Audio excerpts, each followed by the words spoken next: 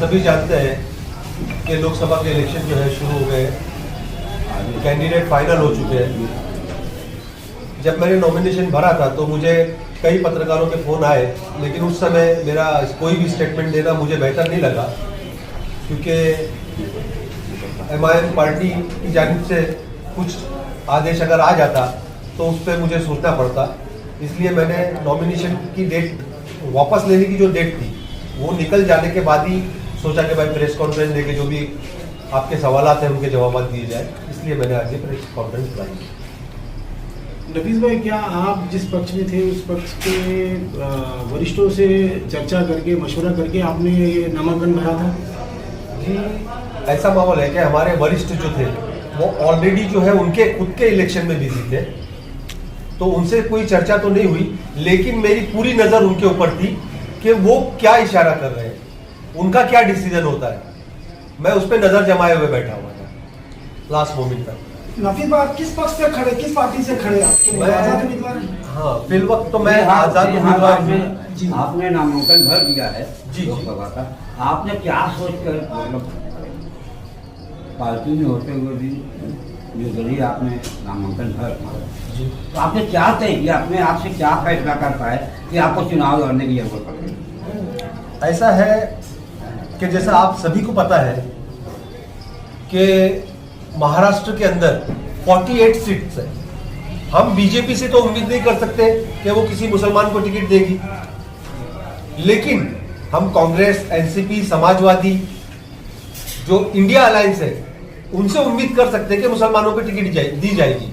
लेकिन बावजूद इसके 48 सीट में से उन्होंने एक भी मुस्लिम उम्मीदवार को जो है टिकट नहीं दी। यानी कि आखिरी मोमेंट तक जब सारे टिकट बढ़ गए, एक भी मुसलमान उम्मीदवार आपको नजर नहीं आया, तो आपने सोचा कि अपनी भी नुमाइंदगी होनी चाहिए यहाँ।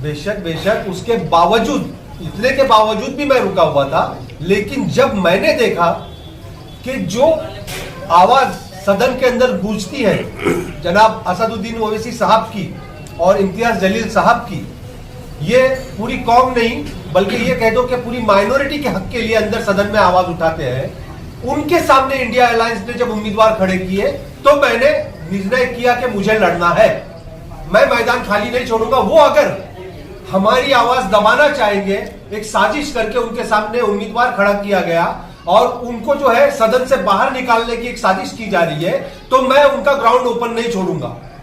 वो मेरे आका, जो मेरे कायद है, जिनको मैं यहां से चाहता हूं, जो हमारे लिए सदन में खड़े रहकर लड़ते हैं हमारे हर मुद्दे पर, उनको अगर वो सदन से बाहर करने की कोशिश कर रहे हैं, उनके पीठ पर वो पत्थर डाल रहे हैं, तो मैं उनकी, इन लोगों की पीठ पूरी खोद के रख दूंगा। एक तरफ ये कहा जाता है, मेरे आका बोले तो ये मेरी वो है कि मुझे उनसे इतना लगाव है।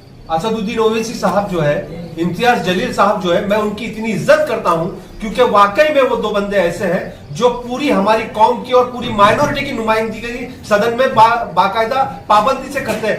सदन में कोई भी एक टॉपिक अगर उठता है, एक तरफ ये कहा जाता है कि MIM पार्टी जो है अपना उम्मीदवार नहीं खड़ा करेगी क्योंकि उनको ये लगता है कि लोग उनको ये कहते हैं कि वो बीजेपी की भी पार्टी है, लेकिन वहीं दूसरी तरफ भिवंडी से उम्मीदवार खड़ा कर दिया जाता है। क्या कहेंगे सर? देखिए, ऐसा है कि जैसा मैंने आपको पहले बताया कि पार्टी भी जो है ना इंतजार कर रही थी। जब 48 में से एक भी सीट मुसलमानों को नहीं दी इन्होंने, देखिए पूरा मैदान खुला छोड़ा था असद साहब ने, सिर्फ गिनती की 3-4 सीट लड़ा रहे थे। पूरा मैदान जो है इंडिया अलायंस के लिए छोड़ दिया था कि आप लोग लड़ लो, लेकिन इंडिया अलायंस ने एक भी उम्मीदवार को, मुस्लिम उम्मीदवार को टिकट नहीं दिया 48 में से।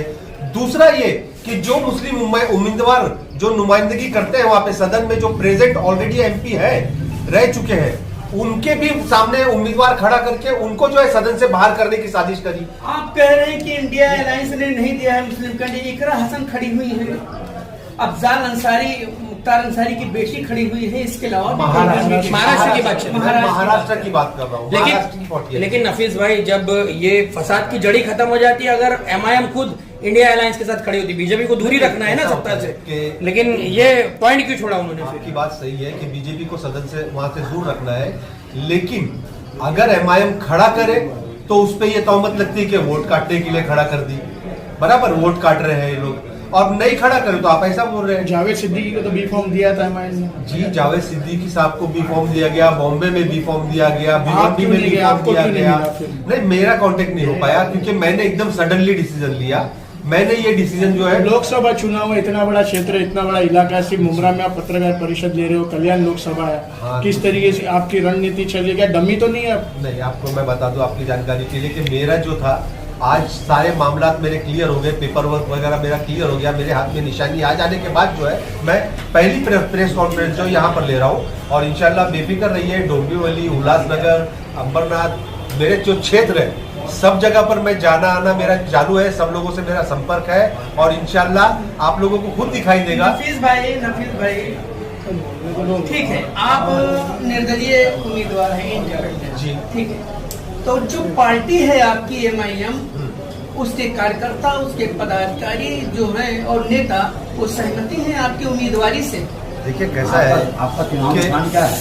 एक घर में जो है ना, एक घर में दो सगे भाइयों की जो है सोच अलग होती है, बराबर। तो ये तो पार्टी है, एक सवाल ये तो पार्टी है, तो पार्टी के अंदर भी हो सकता है भाई दो। देखिए मेरे जो यहाँ के अध्यक्ष थे सैफ पठान साहब, उनकी सोच अलग है, मेरी सोच अलग है। मेरी सोच ये है कि भाई मेरी पार्टी के जो लीडरान है, अगर इंडियन अलायंस जो है उनको सदन से बाहर निकालने के लिए साजिश कर रहा है तो मैं उनके लिए ग्राउंड ओपन नहीं छोड़ूंगा, क्योंकि वो मेरे पार्टी के जो लीडरान है उनके ग्राउंड के बीच में पत्थर डाल रहे हैं, रोड़े डाल रहे हैं, तो मैं इनके लिए ग्राउंड क्यों ओपन छोड़ दूं?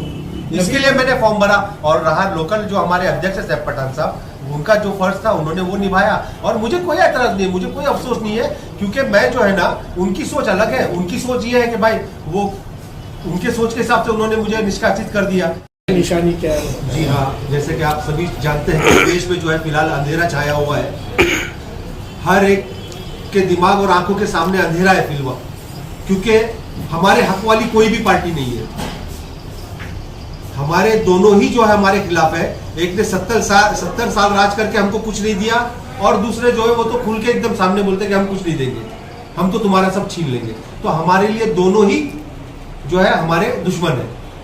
ऐसे हालात में जो है मैं लोगों को अंधेरे में सही राह दिखाने के लिए टॉर्च मेरी निशानी है, वो लेकर मैदान में उतरा हूं।